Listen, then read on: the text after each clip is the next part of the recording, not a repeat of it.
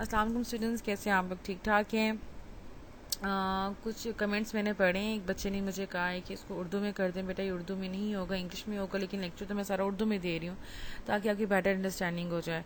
और आज का जो लेक्चर है, हमने फैक्टर्स पढ़ने हैं जिसने बाकायदा स्पेशली हमें प्रमोट किया toward the ideology of Pakistan. वो कौन कौन से एलिमेंट्स थे, वो कौन कौन से पॉइंट्स थे जिसने बाकायदा उस वक्त के मुसलमानों को प्रवोक किया कि वो अपना अलग वतन हासिल। तो सबसे पहला जो एलिमेंट है जो लीड किया जिसने पाकिस्तान बनने में, वो टू नेशन थ्योरी ही था। जब मुसलमानों को ये रियलाइज़ हो गया, मैंने लास्ट लेक्चर में आपको बार बार बताया कि इलामा इकबाल, सैयद अहमद ख़ान, कायद आज़म, ये तीनों leader initially Hindu Muslim unity के हक़ में थे कि मुसलमानों को और हिंदुओं को सब कॉन्टिनेंट में रहना चाहिए, लेकिन इसमें अंग्रेज़ का रूल नहीं होना चाहिए। लेकिन with the passage of time उनको भी ये रियलाइज़ हुआ कि हिंदू और मुस्लिम जो हैं, इन दोनों का कल्चर अलग है, इनकी हीरोज़ अलग है, इनकी लैंग्वेज अलग है, इनके ट्रेडिशन अलग है। ये दोनों ग्रुप जो हैं, ग्रुप ऑफ पीपल, हिंदू और मुस्लिम, एक स्टेट में नहीं रह सकते। मुसलमानों के लिए उनकी अपनी अलग से स्टेट होनी चाहिए। जो सेकंड प्रिंसिपल है जो हमें लीड कर गया अलग मुल्क बनाने में, होता है रिलीजियस डिफरेंस। क्या हम और हिंदू हर लिहाज से अलग कौम हैं। हम एक खुदा की इबादत करते हैं और मुख्तलिफ खुदाओं को पूछते हैं। हमारे हीरोज़ अलग हैं। हम आप सल्लम को आखिरी नबी मानते हैं। हमारा फरिश्तों पे ईमान, हमारा किताबों पे ईमान, हमारा आखरत पे ईमान। ये वो ईमान है जो मुसलमान की डेफिनेशन है। जो मुसलमान अपने आप को जो रोज़मर्रा जैसे ब्रदरहुड है, हम चैरिटी बिलीव करते हैं। हमारे मज़हब में क्लासेस नहीं हैं, हम तमाम मुसलमान अल्लाह की नज़र में बराबर हैं। तो जो रिलीजियस डिफरेंस था बिटवीन हिंदू एंड मुस्लिम, ये सेकंड मोस्ट इम्पॉर्टेंट एलिमेंट था जिसने अलग वतन बनाने में बहुत हेल्प किया। थर्ड जो एलिमेंट है बेटा, वो है कल्चर एंड सोशल डिफरेंसेस। मैंने लास्ट लेक्चर में भी बताया था, जैसे कोई औरत विडो हो जाती है तो हिंदू कल्चर में उसको सती कर दिया जाता है, उसको मरने वाले के साथ जला दिया जाता है, या उसको वाइट साड़ी पहना दी जाती है, उसको माशरे से अलग कर दिया जाता है। लेकिन अगर इस्लाम की बात करें तो इस्लामिक सोसाइटी में, स्टेट में एक विडो की बहुत उसके पास बहुत से राइट्स होते हैं, उसको स्पेशल स्टेटस दिया जाता है, उसको जायदाद में हक होता है ताकि वो अपनी लाइफ को बेहतर तरीके से गुजार सके। हमारे कस्टम जो हैं, हमारे ट्रेडिशन जो हैं, हमारे सोशल सेटअप जो हैं, वो टोटली डिफरेंट था।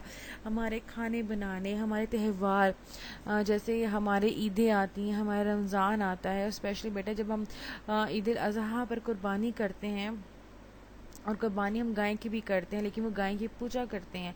तो ये वो चीज़ें थी जो हमारे उनके दरमियान डिफरेंट थी। अगर हम फोर्थ एलिमेंट की बात करें तो वो इकोनॉमिक डिफरेंस था। जैसे मैंने लास्ट लेक्चर में बताया, जैसे वॉर ऑफ इंडिपेंडेंस के बाद टोटली सिचुएशन चेंज हो गया था। अच्छी पोजीशन पे, अच्छी जॉब्स पे हिंदुओं को अपॉइंट कर दिया गया था और मुसलमानों को क्लर्क लेवल की जॉब दी गई थी। मुसलमानों को बिल्कुल डिप्राइव कर दिया गया था। मुसलमानों की इकोनॉमिक एक्टिविटीज़ बहुत महदूद रह गई थी। आपको पता है इकोनॉमिक एक्टिविटीज़ जो है वो डायरेक्टली लिंक्ड है आपके वे ऑफ अर्निंग से। अगर आप अच्छा कमाते हैं तो आपका अच्छा लाइफ स्टाइल है, अच्छा लिविंग स्टैंडर्ड है। लेकिन मुसलमानों को जब इन सब चीज़ों से महरूम रखा गया, उनके कारोबार, उनकी नौकरियां उनसे छीन ली गई, तो उनकी माशी हालात बहुत बुरे हो गए। तो इसलिए वो ये चाहते थे कि हम ऐसा अलग वतन बनाएं जहाँ पर हम इकोनॉमिक, हमारे पास लाइफ हो, हमारे पास इकोनॉमिक लिबर्टी हो। फिफ्थ जो है वो एजुकेशनल डिफरेंसेस है। मुस्लिम हिंदू जो थे वो बाकायदा एडवांस, उनके पास एजुकेशन थी, लेकिन एज़ कम्पेयर टू हिंदू मुसलमानों के पास नहीं एजुकेशन थी।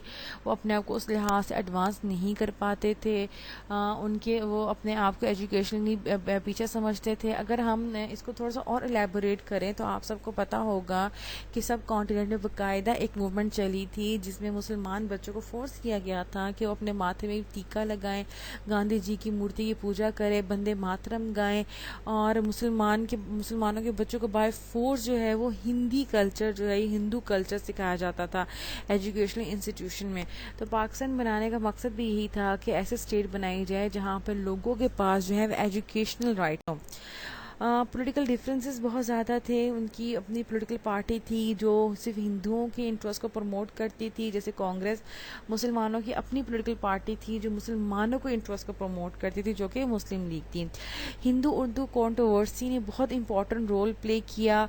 हिंदू उर्दू कंट्रोवर्सी मैंने लास्ट टाइम भी बताया था, जब सैयद अहमद खान ने इसके ऊपर बाकायदा अपनी आवाज़ उठाई। एक ये डेलिब्रेट एफर्ट की गई कि हर जगह से उर्दू को ख़त्म किया जाए, हिंदू को राइट्स किया जाए, हिंदी स्क्रिप्ट को इम्पोज किया जाए, उर्दू को बिल्कुल ही ख़त्म कर दिया जाए, तमाम किताबें, तमाम लिटरेचर जो है वो हिंदी में हो, म्यूज़िक भी हिंदी को पसंद किया जाए, हर चीज़ में जो है ना हिंदी अल्फाजों को इस्तेमाल किया जाए। ये एक एफ़र्ट थी मुसलमानों की आइडेंटिटी को ख़त्म करने के लिए, क्योंकि बेटा जो उर्दू थी वो एक ज़ुबान है, और ज़ुबान आपका मोड ऑफ़ कम्युनिकेशन होता है, इससे आप बहुत ज़्यादा सेंसिटिव होते हैं। ये आपकी मदर टंग होती है, एक दूसरे को बात समझने के लिए एक ज़रिया होती है। जैसे मैं उर्दू में लेक्चर दे रही हूँ ताकि आप लोगों को अच्छी तरीके से समझ आ सके। इसी तरह जब सब कॉन्टिनेंट में एक एफ़र्ट की गई कि उर्दू ख़त्म किया जाए, तो मुसलमान इसी से बहुत ज़्यादा परेशान हुए। कांग्रेस का एटीट्यूड वो ठीक नहीं था। कांग्रेस हमेशा हिंदुओं के राइट को प्रोटेक्ट करती थी, मुसलमानों को सप्रेस करती थी, मुसलमानों को उनके राइट से डिप्राइव करती थी। जब कायदे आज़म ने भी इनिशियली कांग्रेस को ज्वाइन किया हुआ था, लेकिन जब with the passage of time उन्होंने ये देखा कि कांग्रेस सिर्फ हिंदुओं की जमात और मुसलमानों के हक के बारे में कुछ नहीं कहती, तो उन्होंने कांग्रेस से जो है वो अलहदगी इख्तियार कर ली थी। पार्टीशन ऑफ बंगाल जो है वो एक सूबा था जिसमें ईस्ट और वेस्ट जो थे ना, दो हिस्से थे, ईस्ट और वेस्ट बंगाल था। एक हिंदू मेजॉरिटी था और एक जो था वो मुस्लिम मेजॉरिटी था। जब पार्टीशन ऑफ बंगाल ये था कि इसमें दो थे, ईस्ट बंगाल से मैंने पहले बताया, वेस्ट बंगाल। जो ईस्ट बंगाल था वो मुस्लिम मेजॉरिटी था और जो वेस्ट बंगाल जो था वो हिंदू मेजॉरिटी था। जब इसकी पार्टीशन हुई तो इसमें मुसलमानों को बहुत ज़्यादा फ़ायदा हुआ। मुसलमानों के जो ट्रेड था या उनका जो इकनॉमिक एक्टिविटी थी वो हिंदुओं से अलग थलग हो गई, और मुसलमान अब मोस्ट ज़्यादा इंडिपेंडेंटली अपनी इकनॉमिक एक्टिविटी को परस्यू कर पा रहे थे। लेकिन वेस्ट बंगाल की सिचुएशन ख़राब हो गई। हिंदू जो थे क्योंकि वो डिपेंड करते थे मुसलमानों के साथ ट्रेड में, अब वो उसे डिप्राइव हो गए थे।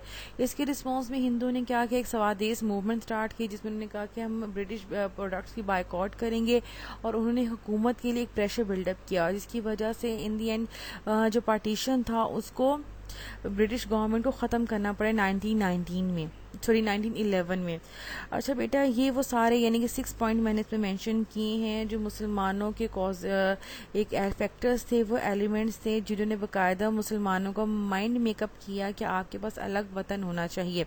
पिछले लेक्चर से हवाले से स्टूडेंट्स ने कहा है कि समझ नहीं आ रही या वॉइस का इशू है, तो इसलिए ये लेक्चर मैंने शॉर्ट रखा है, टू दी पॉइंट रखा है, ताकि आप लोगों को जो है कंटेंट समझ में आ जाए।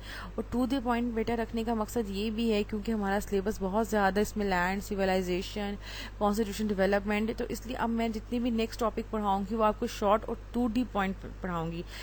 मुझे प्लीज़ बच्चों इस लेक्चर के ऊपर फीडबैक दीजिएगा, आपको समझ आई है, नहीं आई, ईजी है, मुश्किल है, वट एवर योर इशू, आप प्लीज़ मुझे जो है ना कमेंट लाजमी किया करें। थैंक यू बेटा, अल्लाह हाफिज़।